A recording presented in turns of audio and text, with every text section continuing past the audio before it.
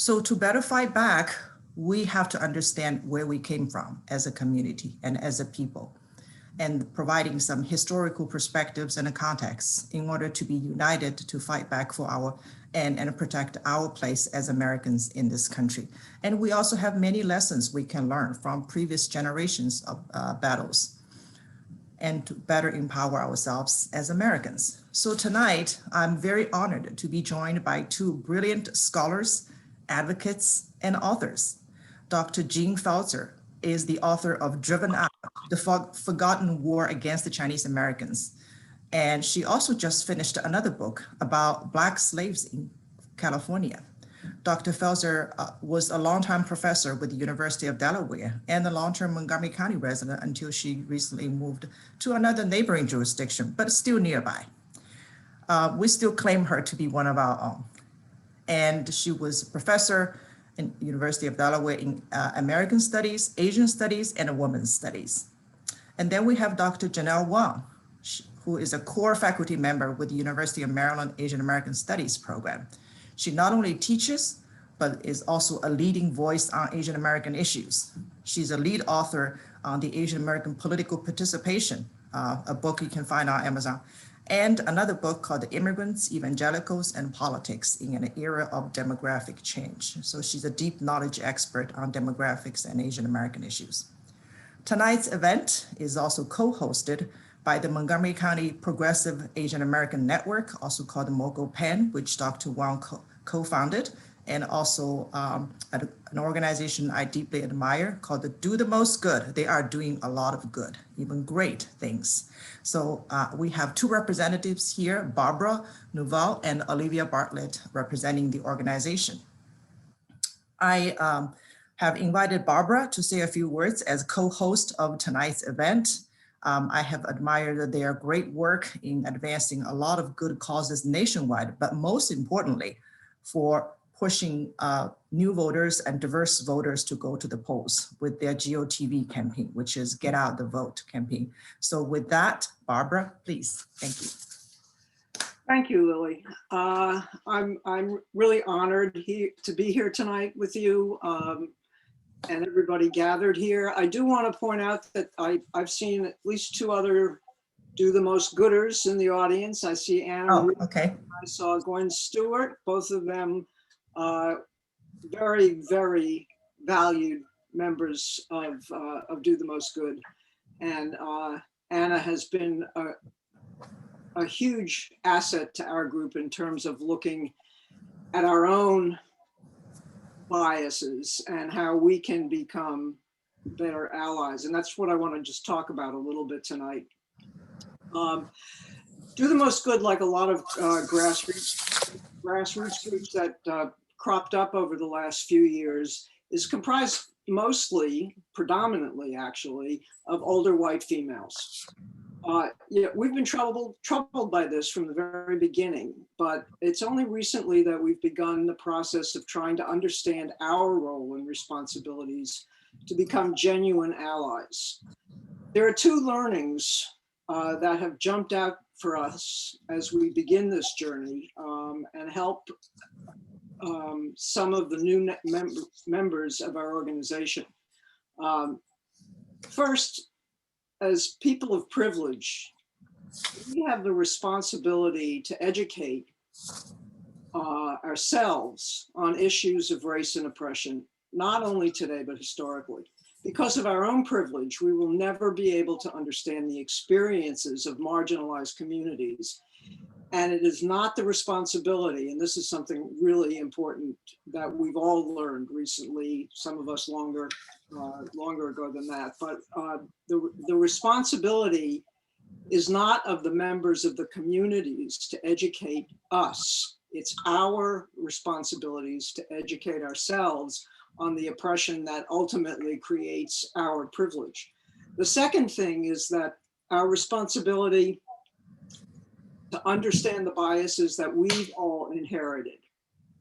The most harmful of which are those that we're not really even conscious of, intentionally or not, these microaggressions, which are everyday verbal nonverbal and environmental slights and snubs and insults, they're experienced by target persons as demeaning and threatening and intimidating. Once we understand this, it's our job to demonstrate that understanding through behavior change of our own. So we really appreciate the opportunity to co-sponsor this event tonight, which we hope will enable all of us and others who want to be effective allies to broaden our knowledge and build relationships that are based on trust and consistency and accountability with marginalized individuals and groups. It's only then that we are able to do all of this with people who feel welcome in our communities. So again, I just want to thank you for the opportunity to co-host this evening, and I'm very interested to hear our speakers and to hear the discussion. Thank you so much, Barbara. And I apologize. I did see Anna joining, so I want to acknowledge her. And it's hard to separate all those heads. Okay. Let me start with Dr. Jean Felser. Actually, interestingly, we met each other over a decade ago. We first met in 2008 when I started working in Montgomery County Office of Community Partnerships. And for some reason, she was introduced to our team, and I got to know her new book called The Driven Out, The Forgotten War Against the Chinese Americans. And needless to say, I was immediately hooked and started reading that book and followed her body of work. Interestingly, then a couple of years later, we realized that our kids were going to Tufts University together, her daughter and my son. So we had dinner together and have family dinner together. It was just wonderful. And she just kept on going, writing more books and going around and talking about Asian American women's issues and all that. So my first question to Dr. Felser is, what prompted you to look into this particular subject and write this book over a decade ago? And what can you tell us about what you learned? You are muted, sorry. Sorry, hi. I'm really honored to be here, and Lily and I have talked for a long time about wanting to work together again. So, and to work with Janelle, who I've known over the years, and her current research on what's happening now is hurling me into the present in ways that I think are very important for historians and just citizens of the world to understand where we came from, where we are now. And rather than do a deep dive into Driven Out and the long origins of anti-Asian hate, when I read about and heard about what happened in Atlanta, it took me back into the 1870s in Antioch, California. And it's a story that brings together race and gender and contagion and purge and deportation.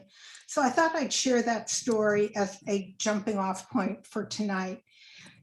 In 1870s, a doctor in this little town of Antioch comes forward and says that there are a bunch of little boys with syphilis and little white boys with syphilis.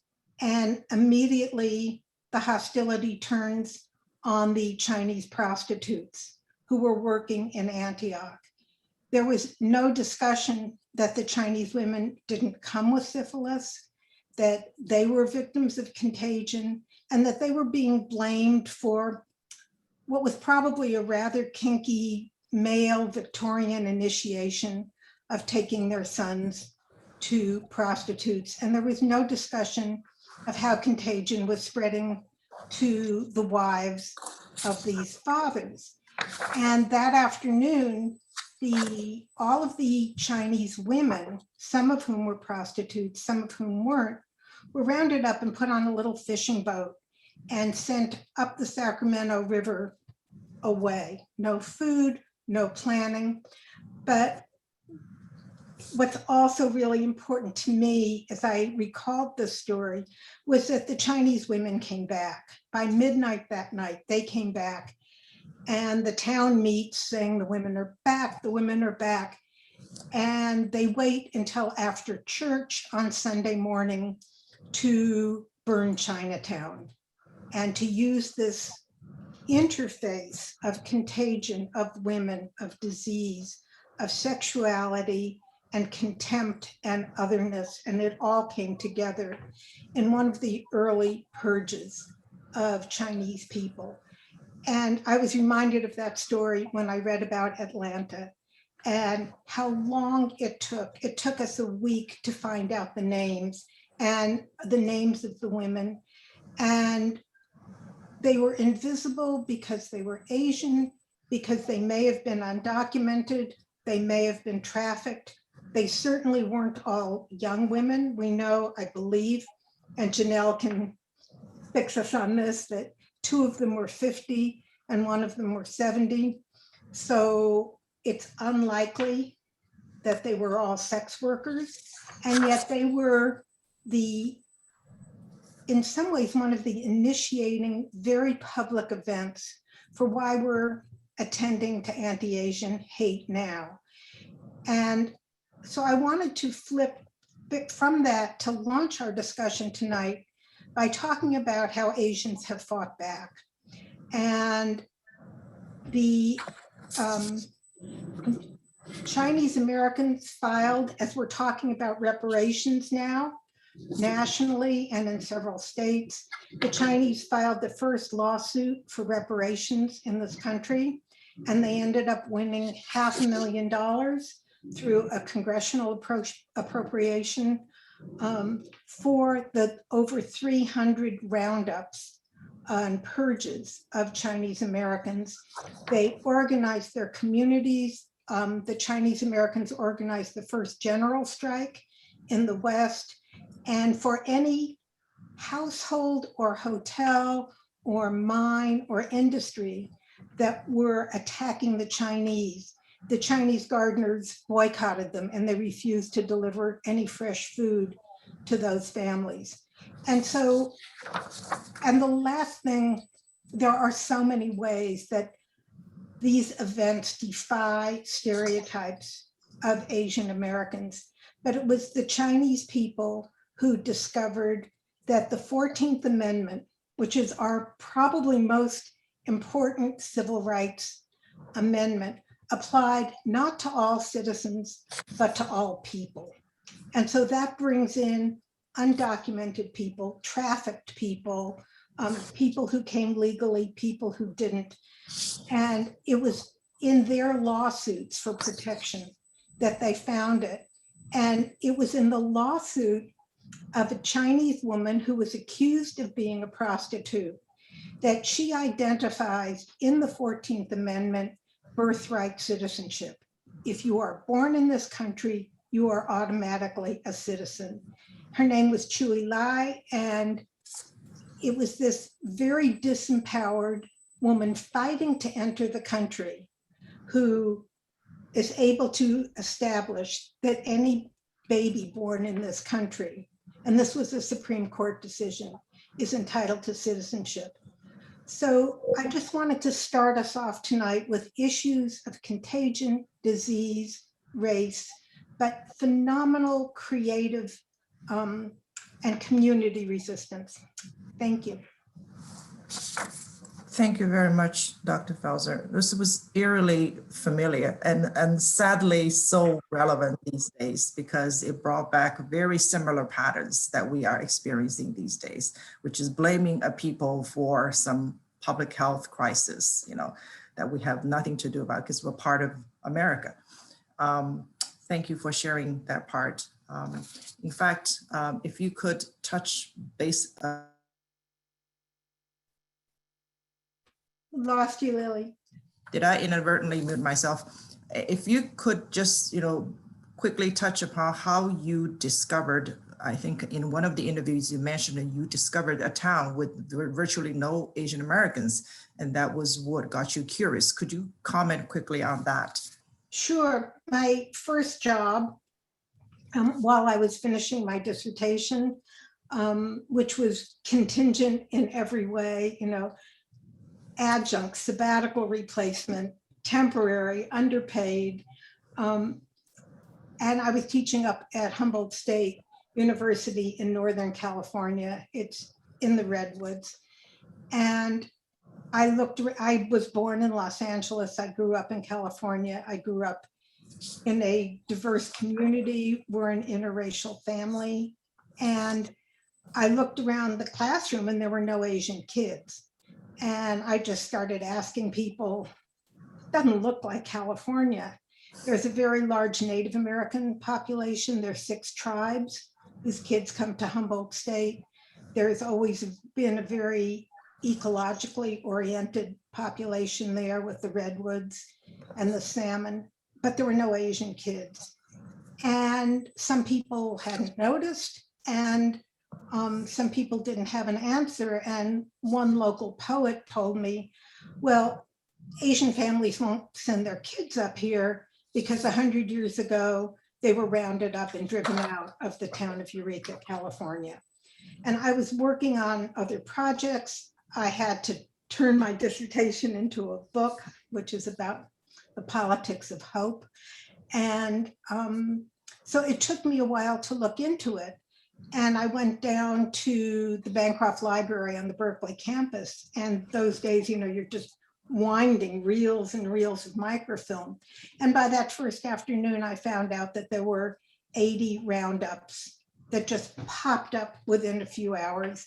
And I went back to my Chinese American friends at Delaware, where I was by then teaching, saying that I'd come upon this. And I was thinking I was going to write a novel about the roundup in Eureka. And they said, no, no, no, this is a story that has to be told. And by the time I was done visiting almost every county in the state, there were over 300 roundups of Chinese people, and resistance every single time. Like the Chinese women coming back, like lawsuits, it just exploded all of the stereotypes about Asian Americans. Thank you. Thank you for sharing, Jean. It is really sad but powerful. And I encourage everyone to read her book with so many stories packed. And those heroes who emerged who were not Chinese but helped to fight for their rights. Let me turn to Dr. Janelle Wong as I go back to Dr. Felser. I have also followed Dr. Wong's great body of work over the years. As I said, she's teaching at University of Maryland Asian American Studies. Besides teaching, she also wrote books and also has been a great advocate. So tell us about your personal experience growing up in America and what made you decide to focus your life and career on teaching and advocating on Asian Americans and Asian American issues. Yeah, thank you so much, Lily. I grew up not that far from where Jean conducted her research. So I grew up in an area that's 3 hours north of San Francisco. It's actually featured in Jean's book, Marysville, Yuba City, Marysville area. And it's a very rural place. And I grew up in a place where my parents weren't immigrants, but were always assumed to be immigrants, obviously, because my mother had grown up in Honolulu, my dad in San Francisco, but then we moved to this very small rural town that was actually rated the worst city in the USA while I was living there. So I moved from there to UCLA in the 1990s, and I started to become much more aware of racial politics, because 1992, that was the year of the Rodney King beating, and it was formative in my experience. And I had just started taking ethnic studies and started to think about intergroup relations and Asian American politics as a function of these kinds of different forces, both economic and racial in the US. And so I then went on to devote my career to really thinking about Asian Americans, their political representation, and also within the larger context, how we understand the racial position of Asian Americans within this broader US racial context. Thank you. I understand that you have done great amount of work collecting Asian American data. Would you like to share some of that with us?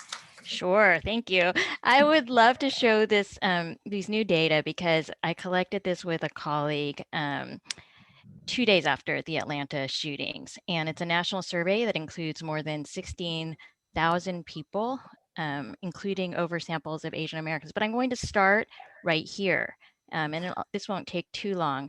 But I just want to give us a little bit more to think about. One is that this is actually prior to that survey, just to show something that I think we're all aware of, but also to help people understand that even though China was blamed for the spread of the coronavirus by the previous president, immediately, this is in the summer, we see that fears about COVID-related backlash really touched all groups in the Asian American community, not just those with Chinese origin. And so you can see that Chinese people, they express, they're the least likely to say they never think about that kind of harassment, but it's actually Asian Indians who show that the highest degrees of worrying very often or somewhat often. And you can imagine why, because they lived through the post 9/11 era where racial backlash was a real part of their lives.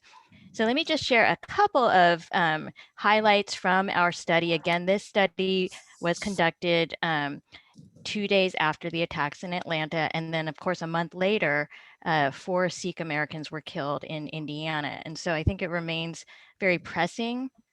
And what we see is even though there is great attention to Asian American violence against Asian Americans, we have to understand that as part of this larger history, as Jean mentions, of racist violence in the US. And so you can see that all groups of color experience a fair amount of racial violence, and Black Americans are the most likely, and always have been in other data sets, the most likely to experience hate crimes.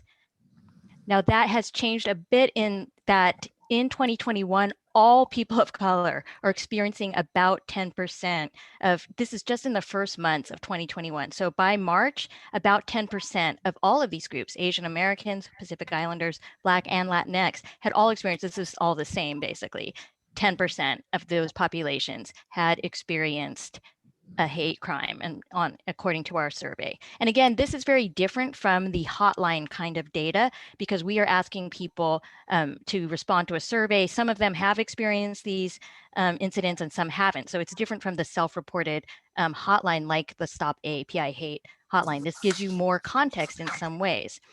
And even though people are responding, I think gender, as Jean mentioned, is such a critical part of this story. What we find in the survey data is that women are just a little bit less likely actually to report being a victim of a hate crime, but that doesn't mean that they're less likely to report. So to these community hotlines, they are more likely to report. So 70% of those who have reported to Stop AAPI Hate are women. And I'll get back to that because I think it has to do with the fact that that's a trusted community hotline. Now, this survey is picking up a different kind of thing. This is a more population-based reporting. So it's not just those who choose to report, right? It includes those who haven't reported one.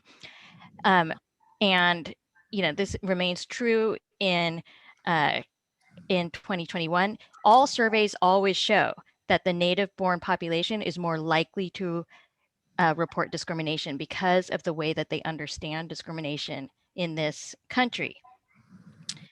But here's where we see, I think, something really important about gender. How comfortable would you be reporting a hate crime to law enforcement authorities?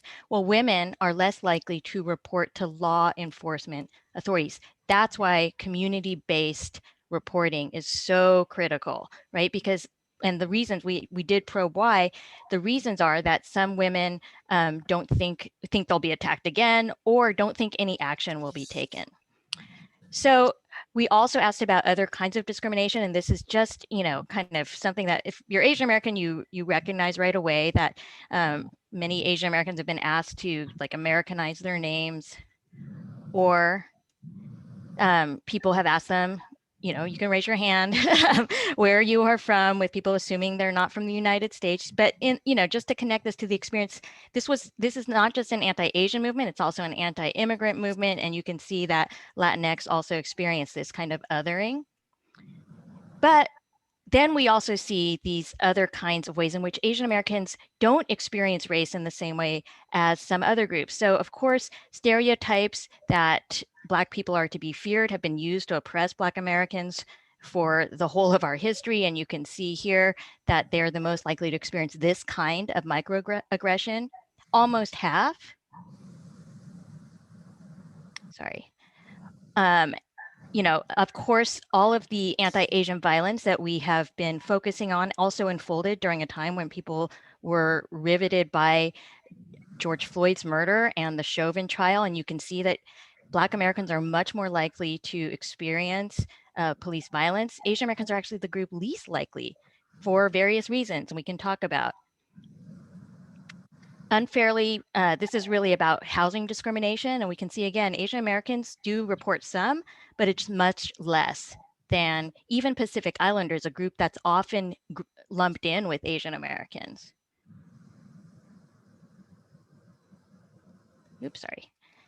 So this one is really heartbreaking, which is, have you been unfairly discouraged by a teacher or advisor from continuing your education? And you can see once again that we are both subject to the model minority stereotype and the forever foreigner stereotype. And that couldn't be more clear than in these data, right? Where we are the least likely to be discouraged from continuing our education, whereas groups, Black Americans, Native Americans, and Pacific Islanders are much more likely to face that kind of educational discrimination.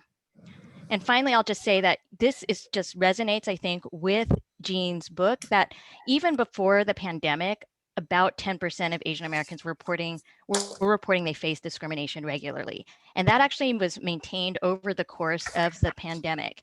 And that shows you that there's a certain level of anti-Asian bias that is always and has historically been part of our experience in the United States. And you can see here that I think it's just so important to underscore that the COVID-related economic stressors and the insurrection at the Capitol really brought out these kinds of vulnerabilities that especially people of color are experiencing over the last year. And I'll end there. Thank you, Dr. Wong. Because your first names are similar, I don't want to mix up and confuse myself. I don't want to call Jean and then Janelle, and I call Jean Jeannie sometimes. So I don't want to do that. So let me just call you Dr. Felser and Dr. Wong and be appropriate. Okay. Thank you both for your insights. So after listening to both of your perspectives, it seems like there are some very clear patterns when there were some major events happening, when there were some external factors that made people believe that there needs to be some kind of scapegoating, that somebody else's was to blame, right? And inevitably, those that were perceived to be the most marginalized communities tended to become the stereotype target. So on that front, and none of these numbers were really startling, even though some of them were really shocking, but none of them were really surprising. That's what I meant to say. So let me turn to Dr. Felser. In your perspective, how does anti-Asian hate, the current anti-Asian hate and violence, relate to the broader American landscape of hatred and violence for centuries that we have seen in this country toward all people, especially related to nationalism?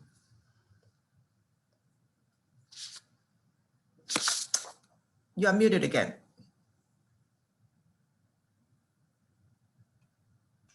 I really wish we were all together in one room. I know.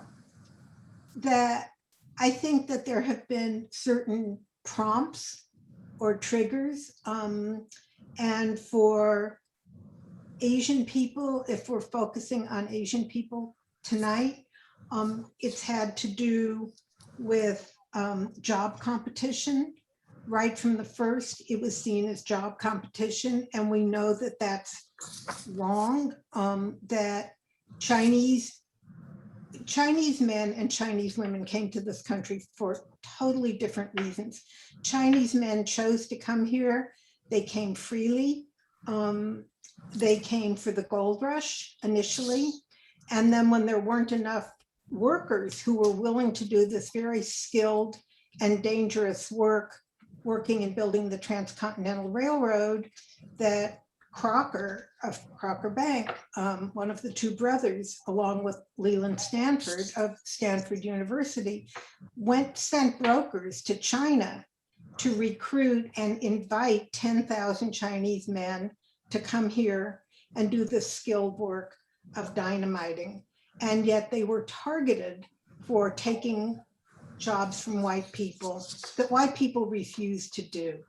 And so I think the job competition keeps coming up. It came up, I think this was one of the things Janelle passed on to me just this week. I was reading that how it shifts among Asian groups. And so in the 1990s, the Japanese were accused in the auto industry of taking jobs, when in fact, they were the ones that were making smaller cars, used less gas, were easier to park and navigate, and yet they were attacked for taking jobs from Americans.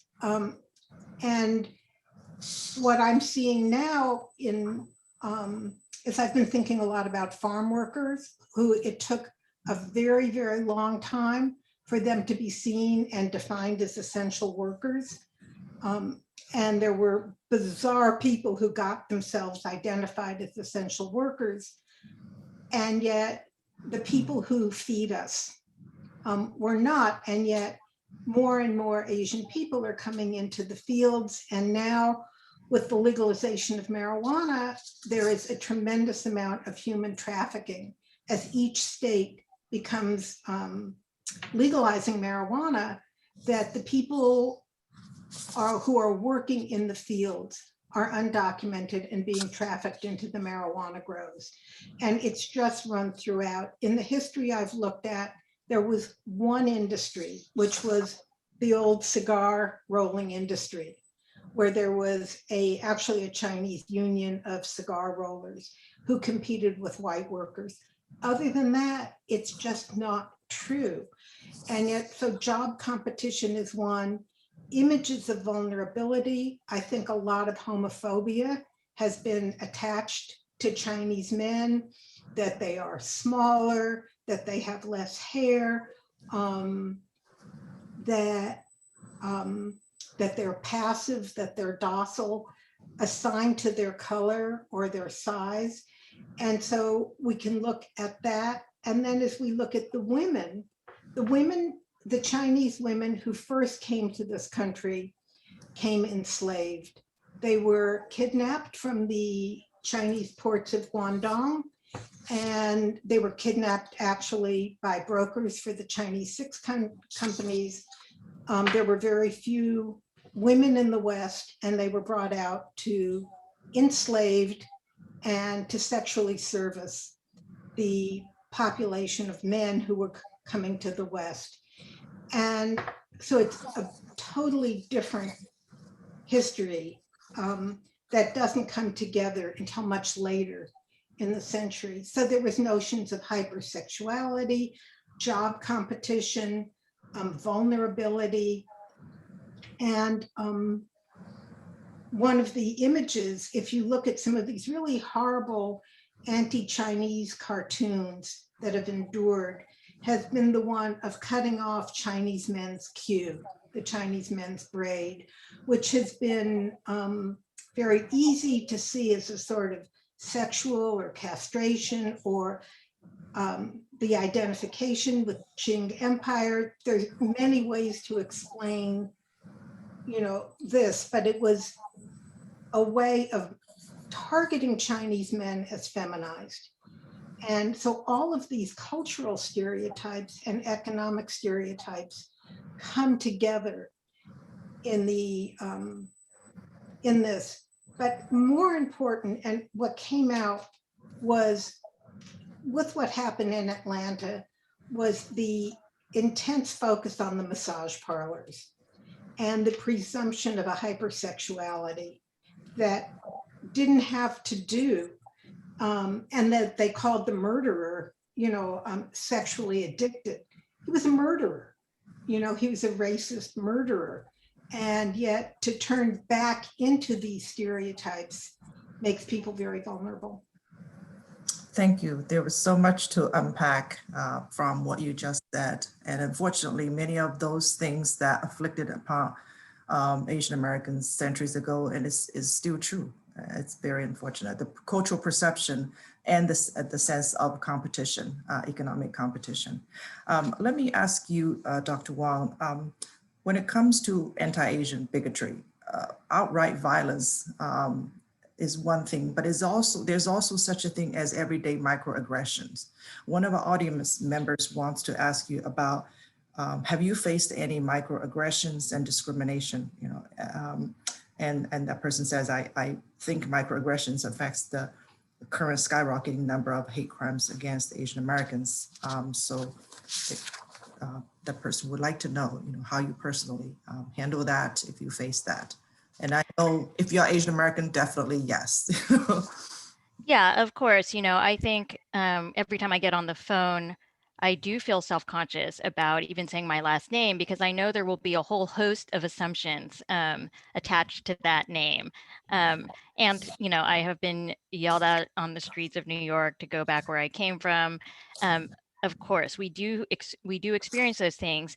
What has been really a struggle for me is to think through, what is the cumulative effect of those kinds of things, and also trying to distinguish in my own mind, and I think it is critical, those kinds of aggressions from structural inequality and structural racism. It does contribute to some inequalities, but there's also a way in which looking at the data I showed, you can see there are a lot of instances of microaggressions, right? And that is absolutely unacceptable.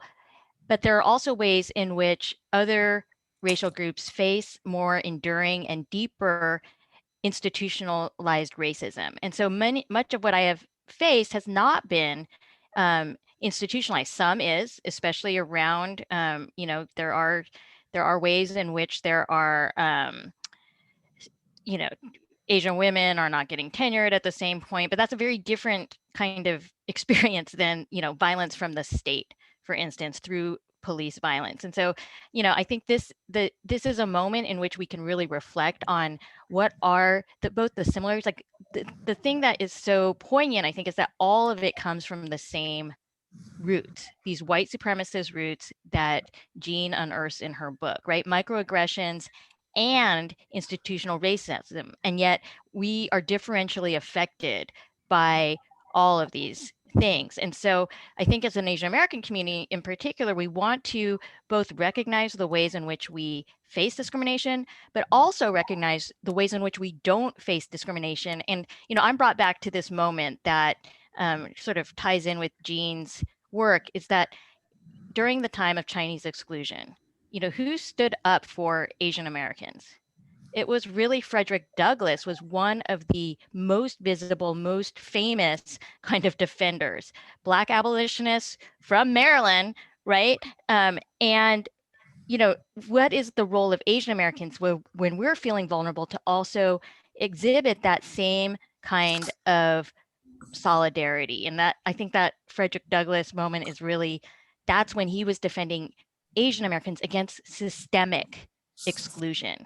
And I hope that Asian Americans will also, and I know many on this Zoom have done so, will also do this, put their energies into the same kind of confrontation of systemic racism. This is such a critically important point. I'm so glad you made that point, because this is where the future is, which is as a very small minority group, especially Asian Americans. Even though we're fast growing, we really need to learn not only how to get along with other communities, but to build a coalition and to sustain our relationships, to understand that we're in this fight together, to speak out when necessary, to fight back against the systemic racism in every way possible. So let's talk a little bit about how we can tackle these systemic issues and some policy issues. Both of you can comment on that. Dr. Felser, if you would like to comment on that. This morning, I believe it was in this morning's paper or on one of the many, many websites that pop into our lives about supporting Asian American businesses. And at our most basic, and especially in COVID times where we've all rethought where we shop, where we get fed, transportation, independent transportation and so forth, that one thing to do is to really pay attention to ourselves as consumers. And that's something that maybe doesn't have the cachet of some of the more civil rights kind of struggles we've all been involved in. I think what Janelle says of thinking cross-racially and interracially, and I was interested in one of your charts, Janelle, about multiracial people, and that how do you define oneself as multiracial and the pressures on a multiracial person to be something. And yet our community is no longer divided so tidily or neatly by ethnicity. And the more, so I'm thinking, when I've talked about this lately, I'm thinking about voting rights, our struggles that we have to get involved in, gun rights, that are things that are not at first face, racial issues, but they absolutely are racial issues. We know voting rights is, gun rights is, our education. And Janelle also raised the issue of the University of Maryland requiring ethnic studies courses. Delaware now requires, it started maybe 30 years ago, 20 years, requiring a multiracial course. Now it requires two, one in your freshman, sophomore year, and one in your junior, senior year, when you're have more decision of where you're going in your career and in your path and in your personal life, how to integrate that. I think the education systems at the for children are critically important. We know, I think a lot about the adoptive community, and there is a huge adoptive community in Maryland of Asian kids from China and Korea. It shifts depending on the politics of the time, but we need to think about the experiences of adoptive children in the educational system. And I mean, I grew up in California and I just didn't know this stuff. I had Asian friends in the part of LA I grew up in. I was much more, my junior high school, now it's middle school, was about a third Chicana, a third Japanese, and a third white, with a lot of Jewish people. And so to notice absences and to notice inequality, but we were never taught. I had a double major at Berkeley, and there were no courses in Asian American history at the time. And there was no Asian, and my other major was in English.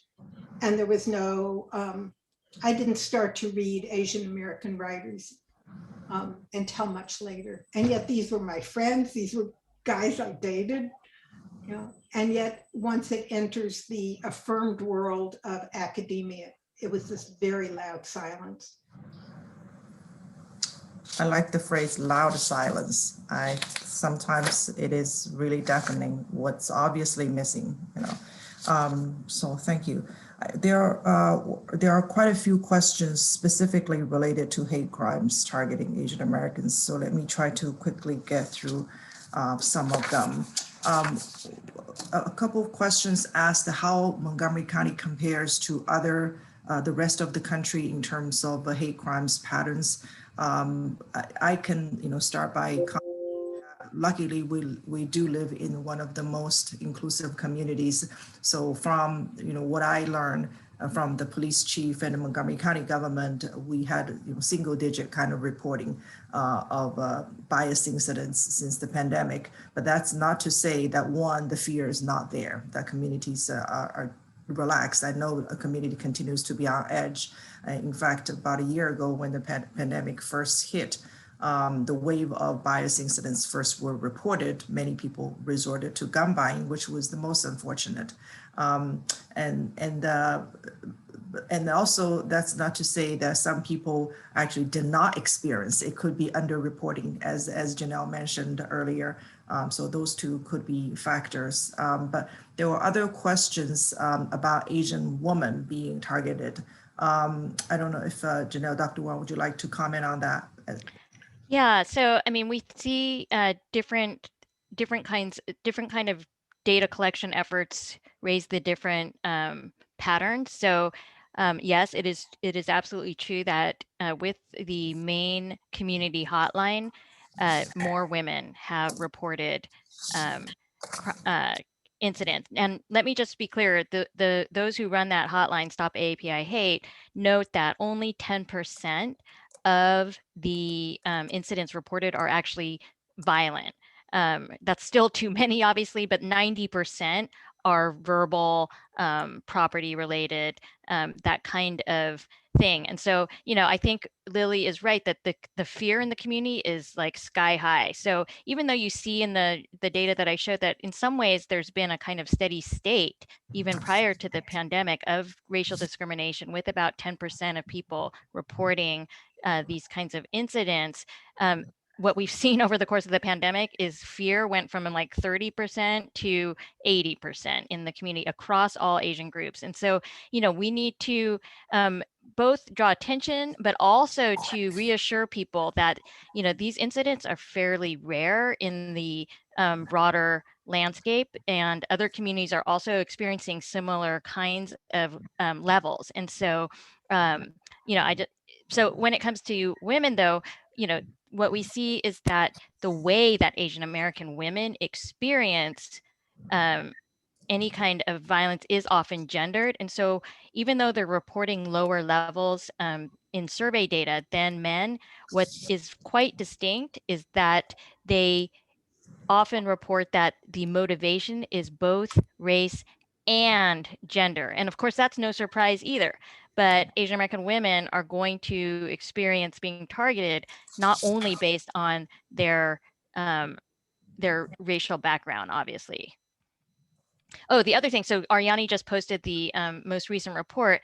I was listening to a seminar on the AAPI data, the AAPI hate data. And, there's also this very much an attention to elderly people being targeted.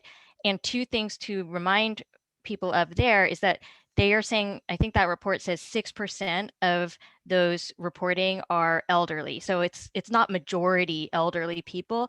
And the founder of the Stop API Hate initiative has made it clear, sometimes that not every time an Asian American is a victim, is it always a bias incident. And so, sometimes what we're seeing in the media is a real conflation of those two things.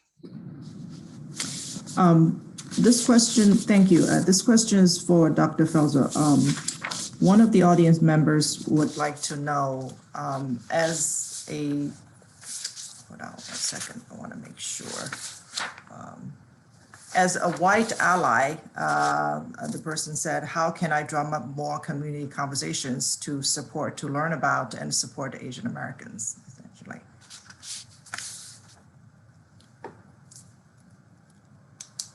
Because the person, oh, you're muted. I'm sorry. I think that our interests and our skills and our sense of needs, probably of everybody in this room, just because they're here, already have a focus and have an expertise, and we have our passions and our radar. And every one of those needs attention right now, whether it's economic, whether it's voting rights, whether it's gun rights, whether it's building the curriculums in the school so that Asian American kids are just normalized as regular kids. I think violence against women, somebody very dear to me was attacked, and she's minority and my students, and there were issues about settlement, whether or not she could get a fair trial with the assumption that she was Latina and Latina girls are hot. And so it just depends on everywhere we are. There's work to be done. And I think that it's more likely that we'll jump in if we feel that we know what we're doing. And there's no wrong way to be an anti-racist. Thank you. We have a few other questions. One audience actually asked a question that I thought was interesting. It says, many Asian Americans voted for Republicans. Is this surge of anti-Asian violence likely going to change? Are they likely going to change as a result of increased violence against Asians? Maybe Dr. Wang, you can comment on that. Have you looked into that in your studies? So we know that, over the past 20 years, Asian Americans as a whole have really trended. They're the group that's moved most kind of dramatically towards voting for the presidential candidate. And so a majority of Asian Americans have voted for the Democratic candidate over my lifetime in all of the voting data that I've collected. What we did see is that in 2020, there was a slight uptick in support for Trump among many groups, not just Asian Americans. It wasn't a majority. I think Trump still needed that. Biden still needed that multiracial coalition to win. But did anti-Asian rhetoric by Republicans lead to disaffection among those Asian Americans who did support Republicans? There are anecdotal evidence that yes, people didn't like it, but actually, I think the data don't show a widespread move away from the party, given that it's still a minority of Asian Americans who were identifying and voting Republican. Thank you. That's very important to point out because we're diverse not only culturally but politically, like any other American groups are, even though there tends to be a perception that is not necessarily accurate. And there's also a big difference between first generation and second generation. On that note, I want to point out one of the previous questions we discussed about reporting or underreporting. Among our audience tonight is former council member Phil Andrews. He kindly posted, because he's now part of the state's attorney's office and is deeply involved in public safety issues. And he posted here about underreporting is a serious problem with regard to crimes and hate bias incidents, and encourage everyone to contact his office and make sure they know who to contact. It's in the chat box if you just take a look. And since I mentioned him, I would take a moment to also recognize my great District 15 colleague, Delegate Kathleen Dumais, who has joined us this whole time. Also, Senator Cardin's District Director, Mr. Ken Reichert, has been with us the whole evening. He was one of the first to join us. Hi, Ken, thank you. Thank you very much. And I want to acknowledge a couple of leaders from Montgomery County's NAACP. Byron Johns joined us, and Richard Allen, thank you. Let's continue for a couple more questions before we wrap it up. Several people asked what they can do personally in terms of what to read and what to teach people about how to help raise awareness. Both of you are authors, so do you have some good readings to recommend? I had put into the chat a reading list that was compiled via Vox, and I was interviewed to make suggestions for that reading list, and it includes Dr. Falzer's book, but many other books as well. That's great. And Dr. Felser, do you have any particular books to recommend besides yours?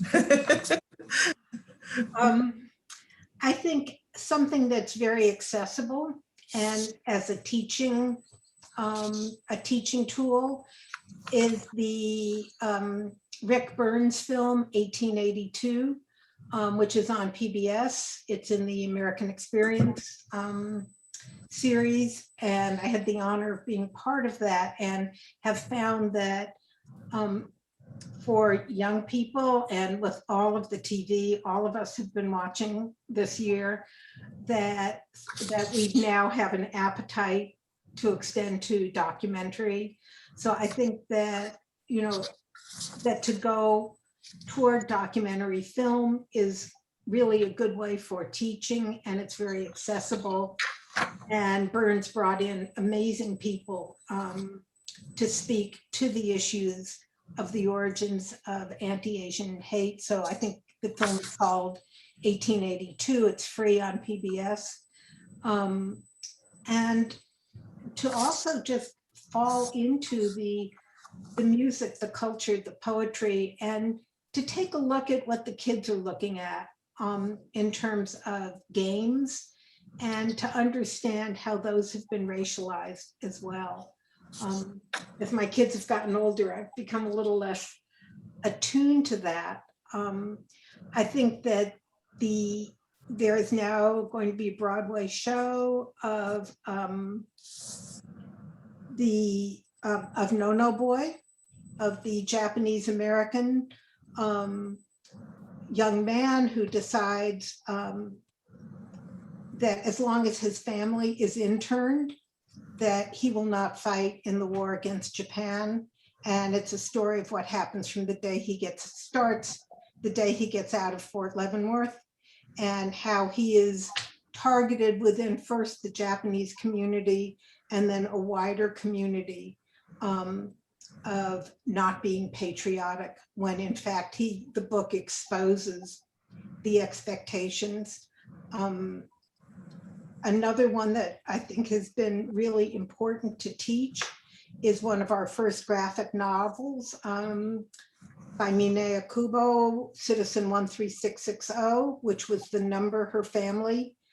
It was all that were sent together were her and her brother, but it's a graphic novel about their life in the camps that's very accessible, very powerful, and she sketches herself into every frame. So I think we as teachers can think about starting young. You know, the Teach Our Children Well song is sort of a charge given to us. Thank you. One of the audience members says, I'm 76 years old with a PhD in experimental psychology. I just finished reading a book called How to Be an Anti-Racist by Abraham Candy, and now highly recommends this book. And, hopefully, she recommends that everybody reads this book. And here's a question about how do you hope MCPS and MOGO can do better to be co-conspirators? Maybe that's a question for Dr. Wang, and I suspect it's from Susan. It sounds like the kind of question she would ask. Thank you, Susan, if it was you. So, I think what we've seen over the pandemic is that it is so critical to both have diverse staff in MoCo, diverse elected officials, but also that these community outreach units, like there is one for our various communities, and including the Asian American community, that they are not all run on a shoestring budget, that they have robust budget and some power, because I think we're in a moment where we see the vaccine take up is quite unequal, and what we need is a little bit more government power to be competent and culturally sensitive in outreach. And this goes for the Asian American community.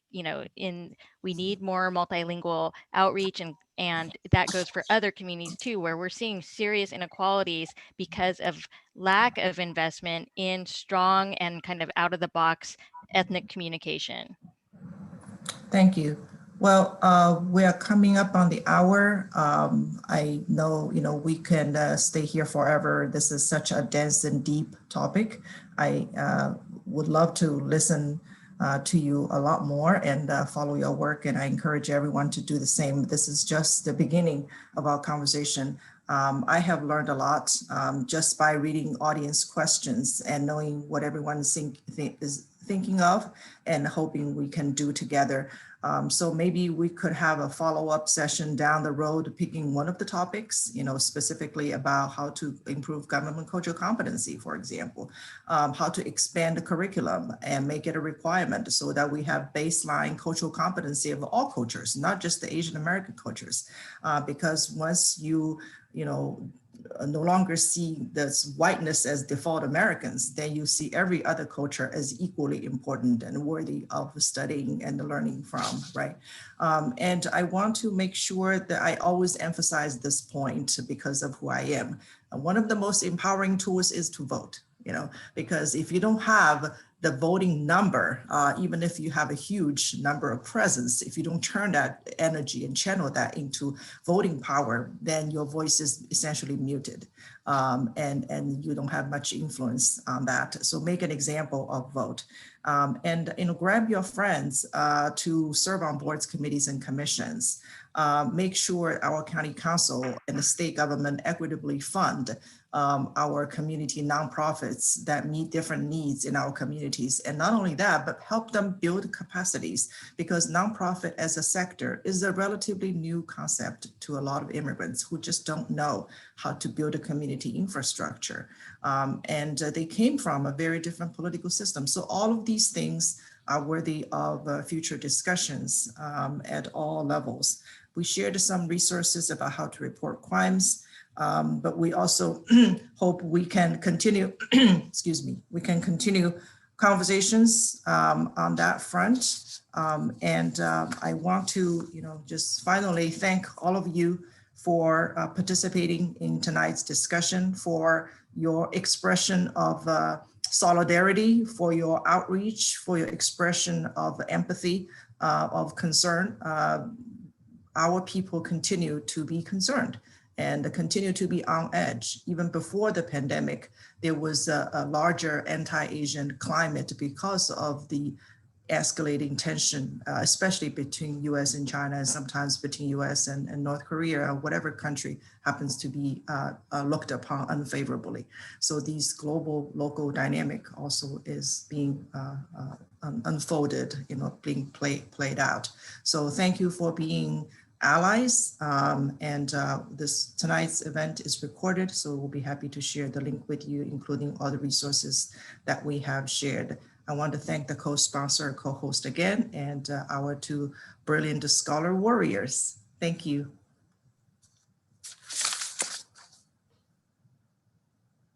All right, good night.